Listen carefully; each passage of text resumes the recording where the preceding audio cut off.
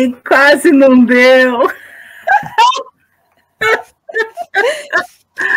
Ai, céus, a gente não se falou, eu esqueci completamente. Sabe o que acontece? Eu estou cuidando de uma campanha chamada Manualidade Solidária, que tem aqui no Brasil, que são artífices, especialmente inspiradas nos brinquedos Waldorf, construindo brinquedos para as crianças que sofreram com as enchentes do Rio Grande do Sul, um estado aqui do Brasil. Aí, nossa, se você soubesse o tanto de trabalho que isso demanda... Imagino. Porque além de cuidar do grupo, que já passaram mais de 1.300 pessoas por ele, sabe? Uma beleza, deu uma revigorada nos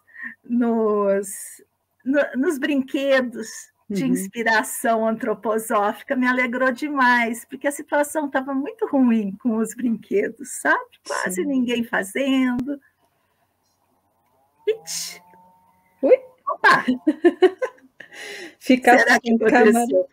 Peraí. Está me ouvindo? Sim, estou a ouvir, mas não te vejo. Ai, que será que houve?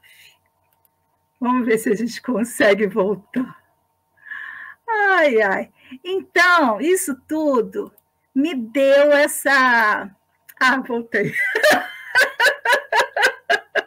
Isso tudo me demanda demais, e aí eu acabei esquecendo, você acredita, do nosso encontro? Você me perdoa, viu? Como você está, querida? Estou bem, obrigada. E tu também andas um pouquinho baixa, você está com o seu... Estou. Então tá bom. Veja se ele consegue ficar mais pertinho de você. Ver se ele consegue aqui ficar mais perto. Melhorou muito. Melhorou, até porque não está suficientemente perto. O meu fica aqui em cima, sabe assim, ó. Na pontinha do meu dedo tem um microfone. Ai. Muito bem. Então, nem sei o que a gente vai falar, nem nada, mas vou começar então. Este é um momento que eu gosto muito, e então foi por isso que eu não me esqueci. Estive a pensar... Olha só, vamos fazer um combinado. Você sempre lá pela segunda-feira me dá um toquinho para ver se... Sabe o que aconteceu? Eu estava pensando, enquanto eu arrumava aqui um pouco o nosso espaço, é que eu fiquei muito doente, né, por causa do acidente, e eu não escrevi no meu cadernão. Então, o caderno que eu tenho ainda é lá da virada de 22 para 23. Eu aproveitei mesmo, porque quando eu voltei, eu não tinha forças, sabe, para fazer nada. E aí, a parte de agenda, porque eu desenho as agendas todas à mão, aquela coisa de velhinha. E aí, a parte de agenda, ela já está ocupada. Daqui a pouco, depois eu me acidentei no segundo semestre. Então, no finalzinho do ano, eu vou ter espaço na agenda para anotar as coisas. E aí eu fico confiando na cabeça, e a cabeça, você sabe, depois dos 60, ela rateia. Olha só, vou começar então com a nossa vinheta. Peço desculpas novamente.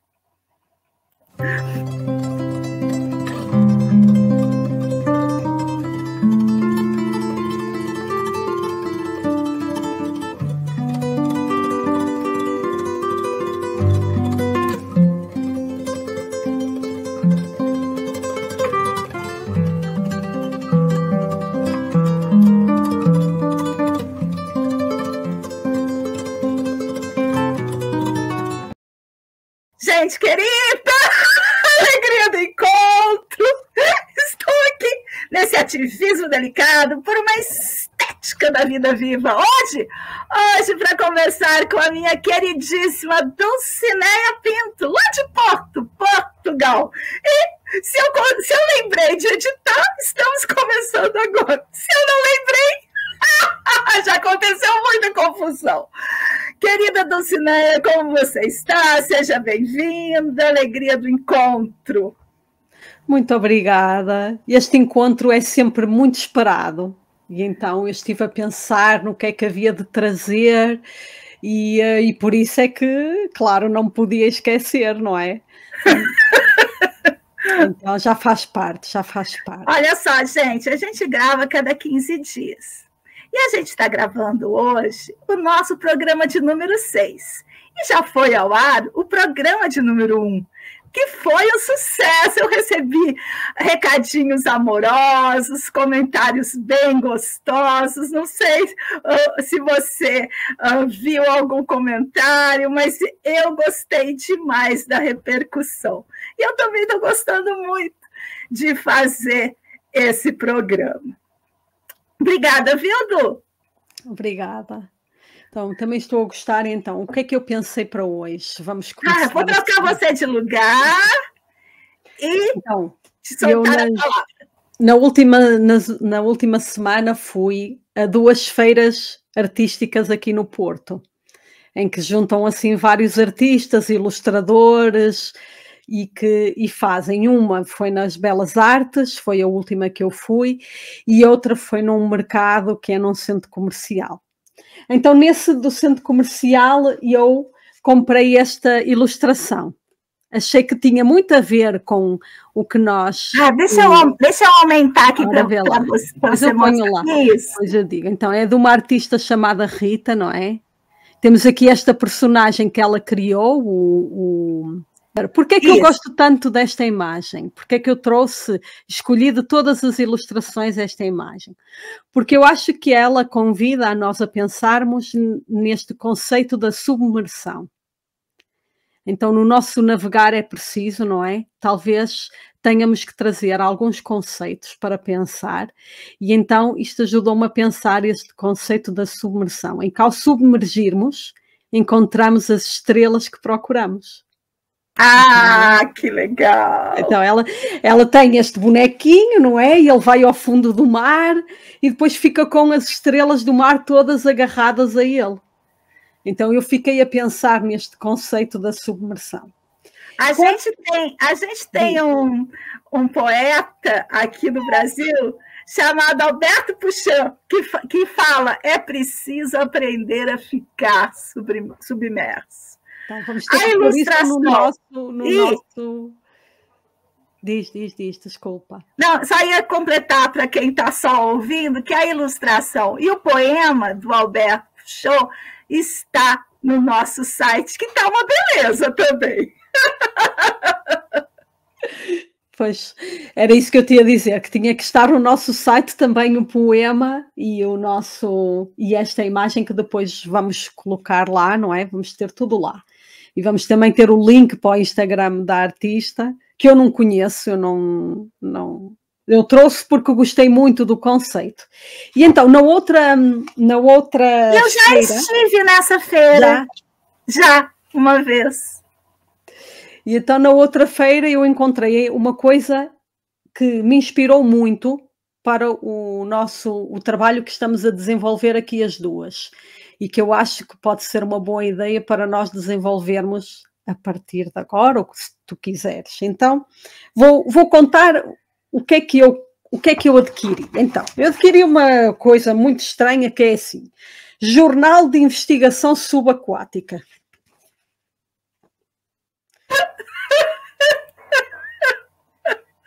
Parece científico, mas não é.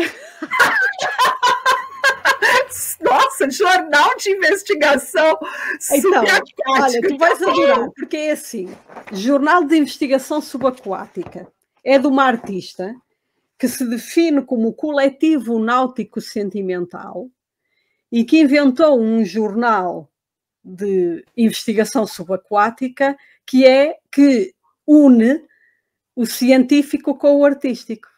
Então, que legal! É espetacular. Ela traz uma bibliografia no final, por exemplo, ela usa um texto neste jornal, que já é o volume 2, ela usa um texto do Bronislaw Malinowski, por exemplo, e também tem um do Gilles Deleuze, portanto, tem alguns textos lá, e depois tem os textos da autoria dela, e imagens da autoria dela também. Que legal! Então, eu achei que tinha tudo a ver com o que nós também estamos a construir.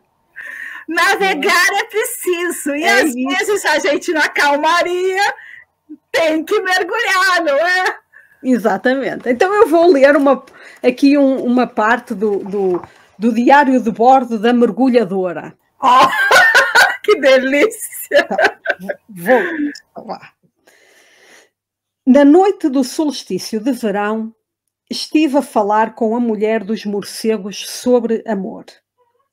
A lua estava incrivelmente... Vou ter que fechar a porta que este meu filho só faz barulho.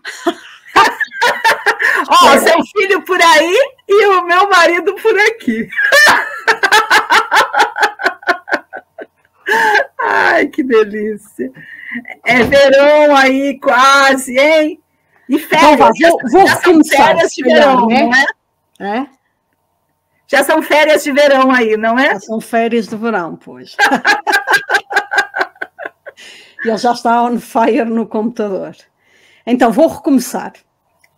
Muito bem. Na noite do solstício de verão, estive a falar com a mulher dos morcegos sobre amor. A lua estava incrivelmente redonda e dourada. As nuvens criavam um halo amarelo e ao longe o camareiro tocava na viola canções que nos embalavam. Na despedida caminhava pela proa a tentar tirar a névoa do whisky da minha cabeça, quando senti um cansaço enorme abater-se sobre mim. Alguma coisa me puxava para aquele corredor e por momentos ocorreu-me atirar-me borda fora, nadar até à escuridão, largar a corda da boia.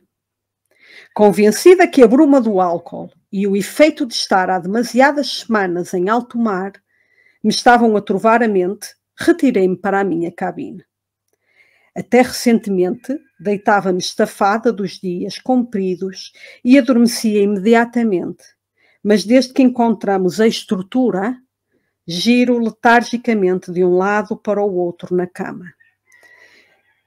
O ondular do barco irrita-me e não consigo tirar da cabeça aquele corredor que engole toda a luz.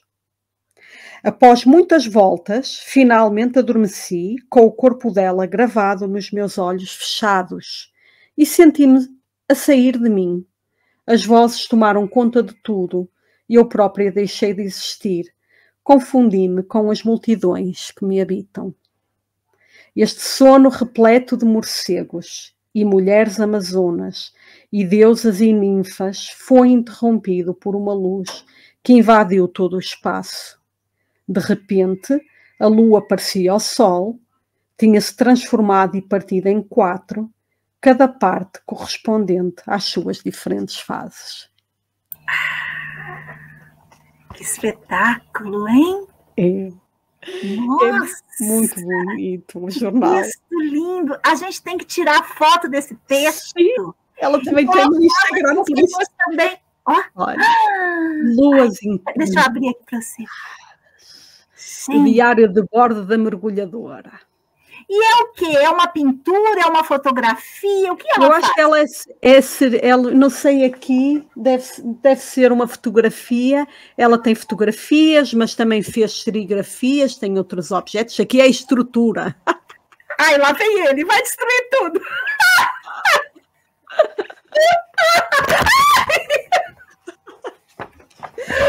Socorro!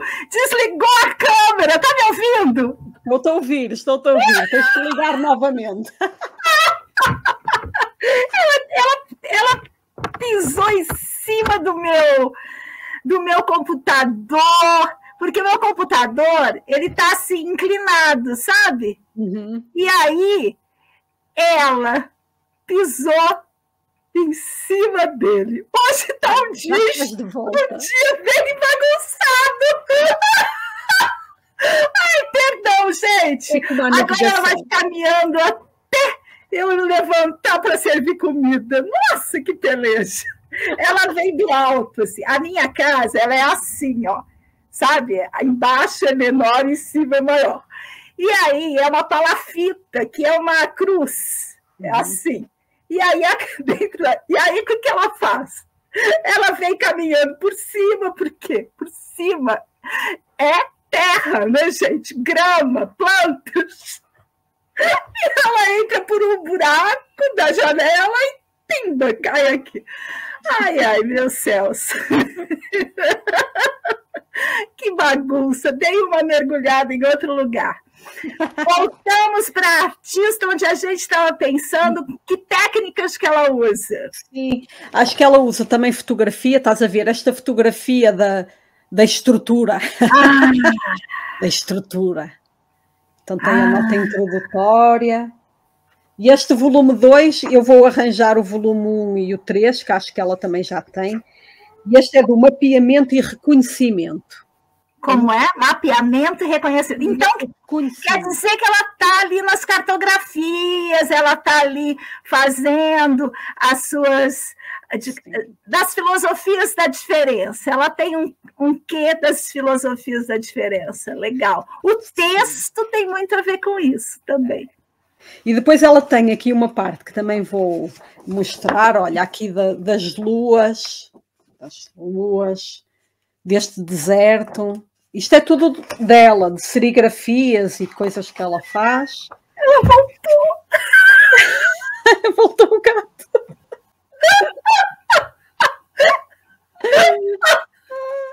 Ai, que luta. Ai, ai. Hoje é muito atribulado, hoje é uma navegação muito atribulada. Então ela também tem. Então, quando ela trouxe isto, eu comprei isto na feira, porque ela também tinha uma coisa muito engraçada, que era a carta marítima. Que ela desenhou uma carta marítima. Legal. A carta marítima é espetacular, porque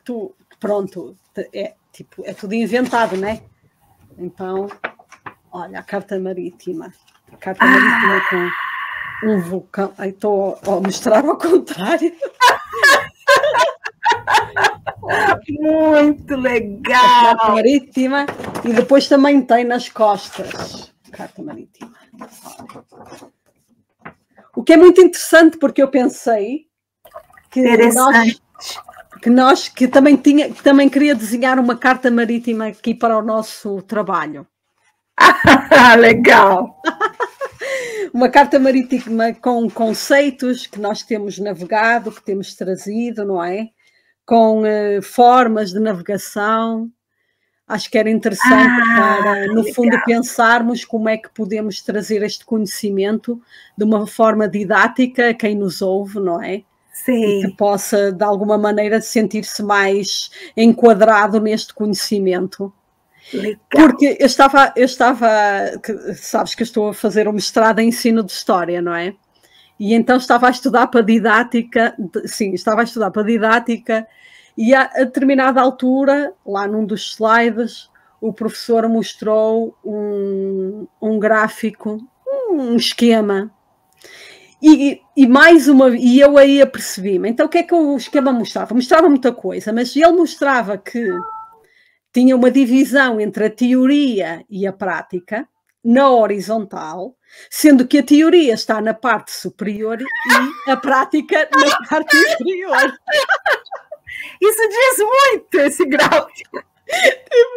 E eu pensei, ora bem, pois claro, se nós continuamos a olhar para a teoria como algo que está acima de nós, na cabeça de nós, no céu, não é? No etéreo, então todos os teóricos, nós vemos os teóricos como pessoas e como algo que não conseguimos atingir, e a prática como algo sem valor que todos nós temos. Então, quando olhei outra vez para o... É a discussão do corpo, Dulcinea. Corpo, mente, corpo, alma. Sim. E, desde a Grécia, os desprezadores do corpo, como diz Nietzsche, declararam... Aristóteles fala com todas as letras, aquelas que eles escreviam, como que chama aquelas letras que eles escreviam naquela época? Com todas as letras, do diafragma para baixo, nada presta. Não é? Enfim. E depois eu lembrei-me da animação. da sua versão. E pensei, se nós fizéssemos apenas esta mudança, em que colocássemos a teoria na parte inferior e a prática como um plano de imanência da teoria que está sempre presente, então nós só temos que submergir para chegar à teoria. Nós só temos que fazer um mergulho. Spinoza diz uma coisa que tem a ver com isso em outra perspectiva. Ele diz assim, a mente é uma ideia do corpo. Então, a teoria, ela é a posteriori. Ela não pode ser antes. O que a gente fez, o que o pensamento moderno fez, foi inverter a prática e a teoria. Por quê? Porque a teoria era da ordem do poder saber. E aí, quem detivesse o poder, deteria a teoria. Haja vista o seu mestrado em História, colocando as coisas nos seus, entre aspas, devidos lugares. Exatamente. Mas a teoria, ela vem depois. Por isso que lá no nosso repertório das artes manuais, tem um filósofo chamado Michel Certeau, que fala assim, daquilo que se faz, o que se escreve? Por quê? Porque é o fazer e depois, uma ou outra coisa, se escreve daquilo que é, entre aspas, prática. Porque a vida é prática. A teoria é depois disso. E nas escolas é o contrário. Primeiro você pega a prática que virou uma teoria mal fundamentada, porque tem essa discussão, e até na sua área, um pouco próxima à sua área, aqueles que descrevem o saber fazer e que não sabem fazer, como descrevem? Ai, lá vem ela. Ai, socorro. Como descrevem, não é? Ai, socorro. Peraí que ela quer pular em cima. Peraí. Fala aí que eu vou tirá-la daqui. Então, pois essa questão da teoria e da prática é algo muito importante e que nós... E este professor usou várias imagens... tinha uma imagem com uns passarinhos a sair de uma gaiola. Portanto, tudo o que ele agarra na teoria, ou aparentemente ele mostra da teoria, é esta questão etérea, esta questão de que a teoria... Desculpa. Não faz mal. De que esta questão da teoria está acima da prática, não é? E que não vem da prática, está acima da prática. E que é um plano que nós temos de atingir, não é? O gato já foi. Eu tirei ela para lá, porque aqui tem uma tela. Ela pulou de cima da tela grande que está aqui, em cima do computador. Ela é muito fácil. Fez assim, porque ele tem aquele suporte que deixa ele inclinadinho. Tenho que ler esta parte. Uma coisa tão importante é a vida, querendo invadir.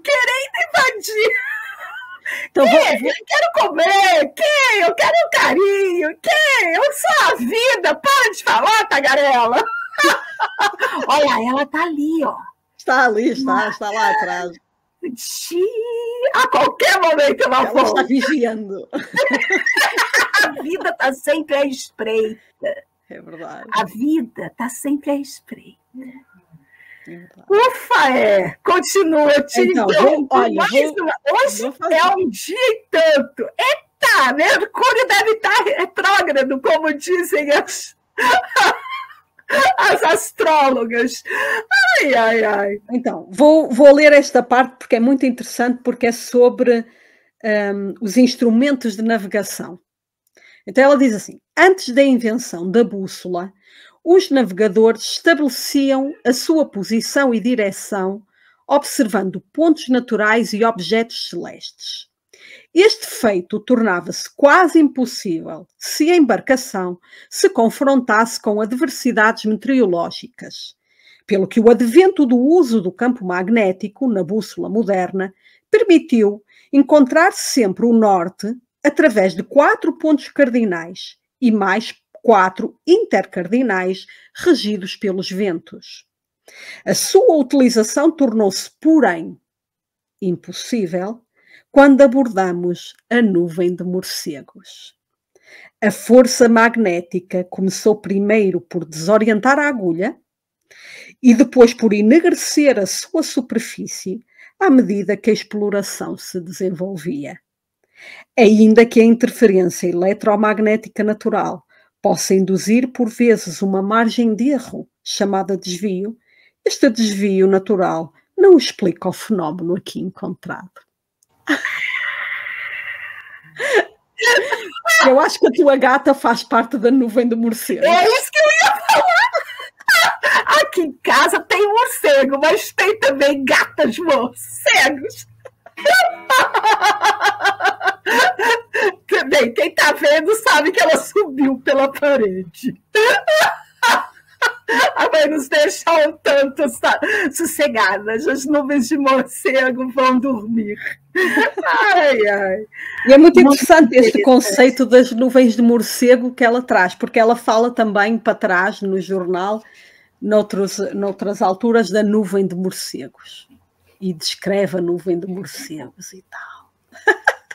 Tem muito interesse. É muito o que nós estamos aqui no fundo também a fazer, não é? E a trazer tudo isto.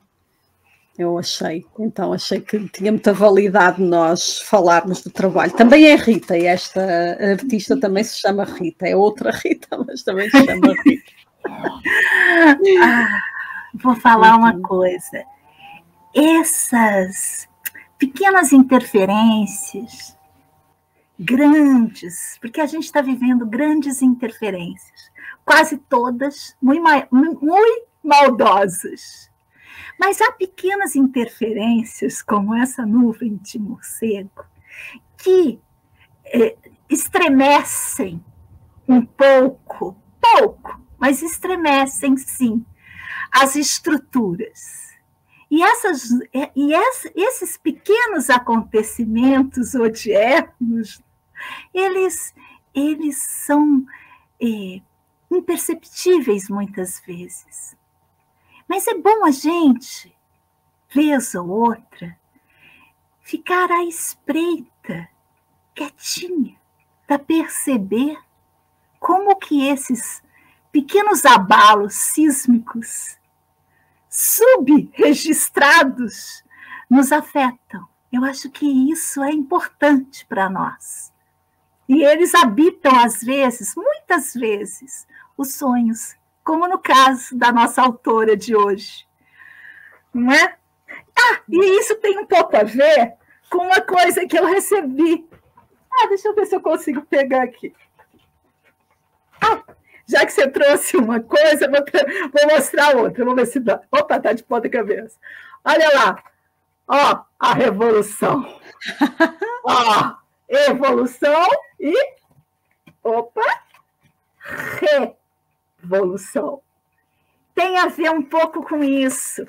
Com isso que Félix Guattari traz em sua Revolução Molecular. E que agora... a UBU editou uma nova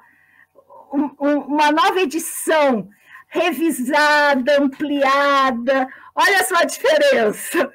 O original e o de agora. Eu ainda não fui, sabe? Mas aconselho demais a leitura. Por quê? Porque é muito, muito, muito atual.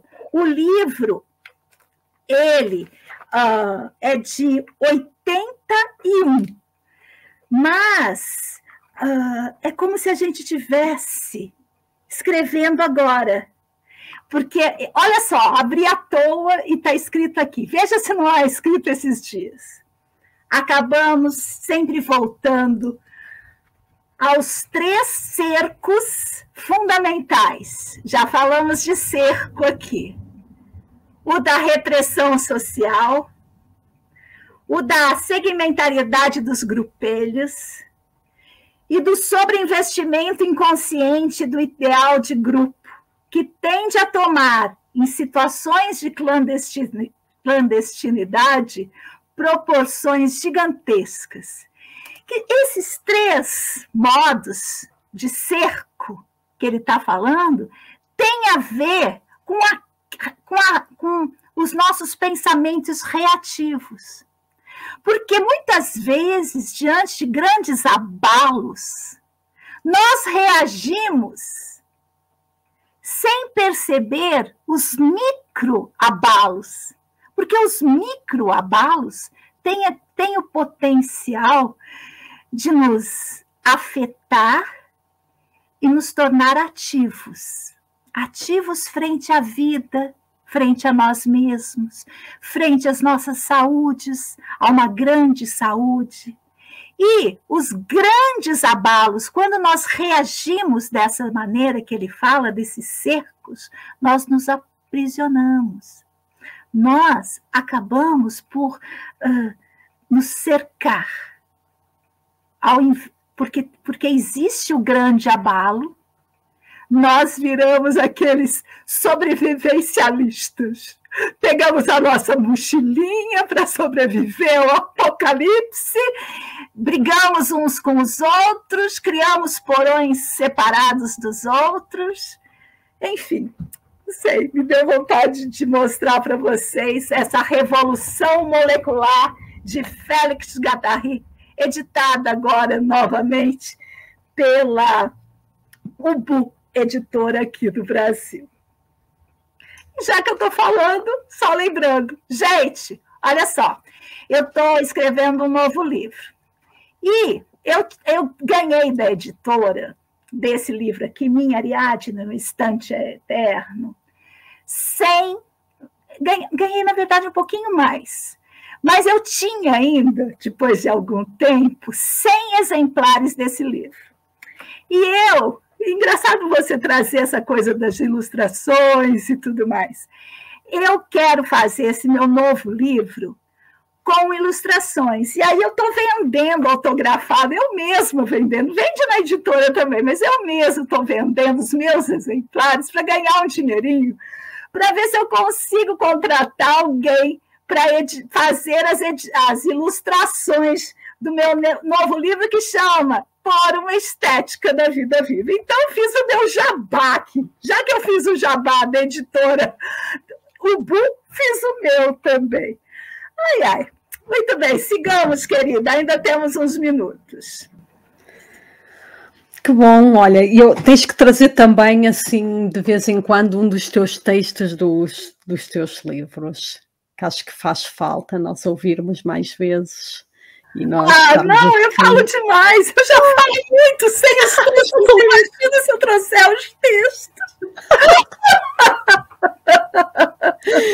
Não, foi muito interessante essa ideia que trouxeste, porque realmente quando eu li da nuvem de morcegos, não suscitou em mim nenhuma imagem em particular, mas em ti suscitou logo uma gradação de nuvens e uma gradação de eventos. Nuvens maiores, nuvens mais pequenas, abalos maiores, abalos mais pequenos, abalos médios. E como isso, não é? Depois nos mobiliza de forma diferente. É muito interessante, porque eu quando li Nuvem de Morcegos pensei... ok, uma nuvem de morcegos, certo? E não pensei nessa gradação dos eventos, que faz muita diferença na nossa ação e na nossa percepção também do real, porque, quer dizer, nem é do real, é da vida, não é? Da nossa percepção da vida, porque vamos sofrendo vários abalos, não é? E esses abalos vão fazer com que nós reajamos de forma diferente, cada vez diferente a outros que vêm depois. Enquanto você falava, eu fiquei pensando uma coisa. Porque o morcego, e a gente está falando de mergulho hoje, não é? O morcego é como se ele também mergulhasse no ar. porque ele trabalha com aquele sonar, o mesmo princípio que nos submarinos também localizam os objetos. E o sonar é interessante, porque ele é um modo, um sistema de navegação na imanência. Ele não navega por decreto, na teoria. Vamos daqui até lá. Não, ele se movimenta e bate nas coisas, e aí corrige seu rumo. Se movimenta e, antes de bater, de preferência, corrige seu rumo. Ele é sempre incidental e acidental, digamos, se der errado, não é? E eu acho que a nuvem de morcego, ela é um abalo diferente, porque imagina uma nuvem de sonares, uma nuvem de imanência, uma nuvem que abala e faz abalar. Ah, não sei, estou viajando demais hoje. Adorei essa viagem, é mesmo isso, sim, porque eu tinha pensado na questão dos submarinos e de repente aquilo foi-se. Porque tem-se falado até muito, por causa deste contexto político e social que estamos a viver na Europa, nos submarinos. Volta e meia vem a história dos submarinos nucleares, da guerra nuclear, enfim, de tudo isso. E nessa navegação dos submarinos, não é? Que foi como tu disseste, há essa questão do radar, porque realmente, do sonar, realmente há, e eles navegam porque os outros existem. Porque se não existe que nada. Frase linda! Navegar é preciso. Navegamos porque os outros existem. Até vou anotar. Então anota, vá. E nessa navegação, não é? Nesse embate com o outro é que se dá essa, como tu disseste, o controlar o nosso rumo, o reorientar o nosso rumo, dá-se no embate. Então é muito interessante como é que isso suscitou logo essas ideias todas, não é? E realmente naquela autora que nós já citamos aqui, que eu já citei aqui, da Sofia Batalha, com o santuário e não sei o quê. Já está no nosso site. Já está no nosso site. Ela também tem no livro, a determinada altura, um morcego desenhado, um morcego e tal. E eu, quando às vezes passo por aquelas imagens, passo por aqueles textos e pensava, mas por que raio é que esta gente usa tanto o morcego? E agora fez sentido, porque ela fala muito na imanência, não é? Estes autores falam muito na imanência, e realmente o morcego é um exemplo da navegação na imanência. E talvez seja por isso que eles o usem, só que o grande problema que eu também às vezes sinto ao ler alguns autores é que não tenho todas as ferramentas para conseguir perceber logo. Então torna-se difícil a descodificação. Mas eu acho que isso é mais uma sensação. Achas? Porque ainda é uma sequela acadêmica de ler como um princípio de autoridade, como se na leitura houvesse uma verdade a ser intuída, percebida, desvelada, revelada. E a leitura, nesse plano que a gente está, no plano das nossas ideias, é uma coisa para nos instigar a pensar. Então, aquilo que você produz de pensamento a partir do lido é que é relevante. E aquele gesto que você faz a partir daí. Porque o que importa, já que a gente está nesse lugar, é o gesto. É o gesto que importa. Então, você pode se autorizar. Agora é a cozinha. É a vida.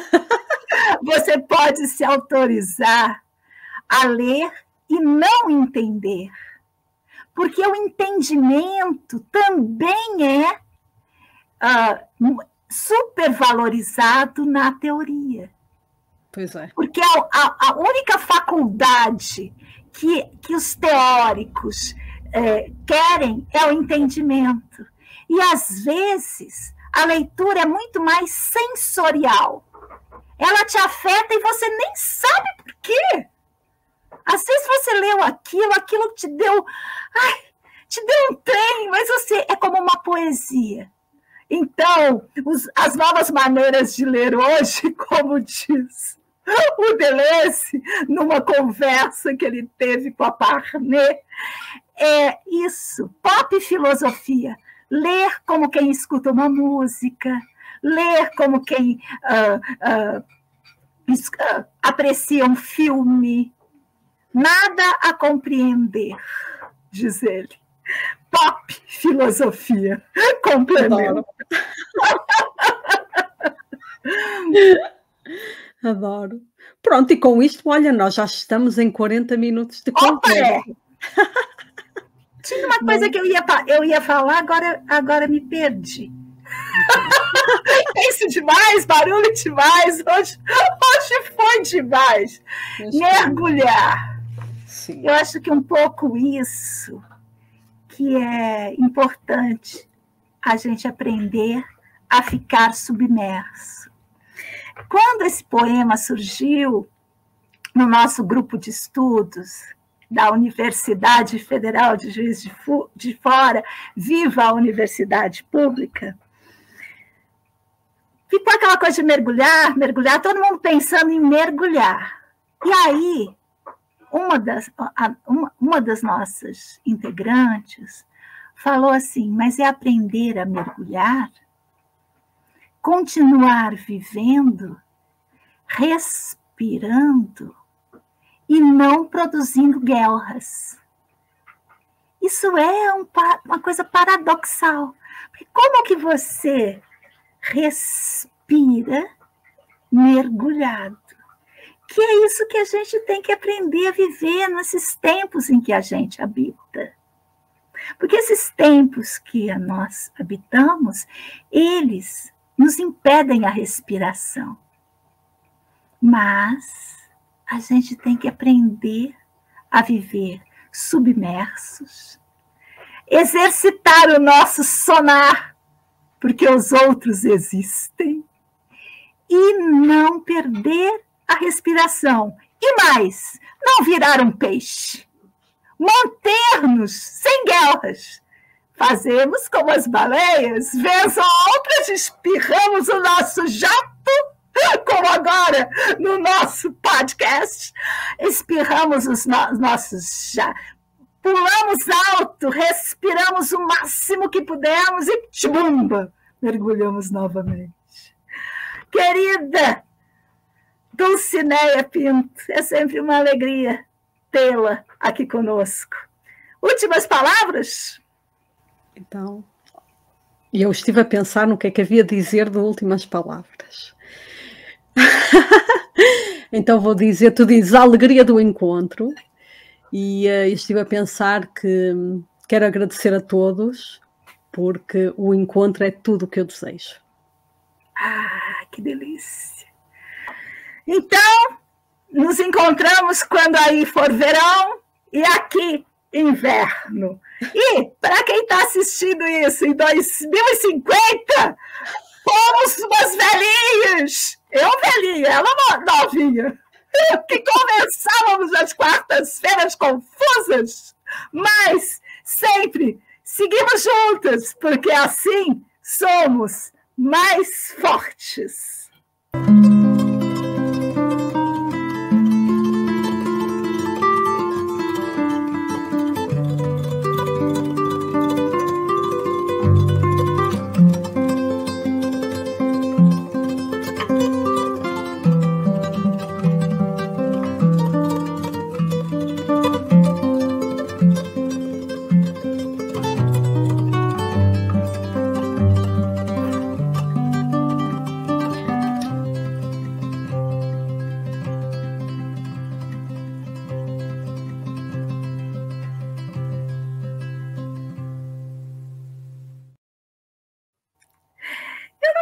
Dessa música, mas agora eu tô gostando. Ainda estás a gravar.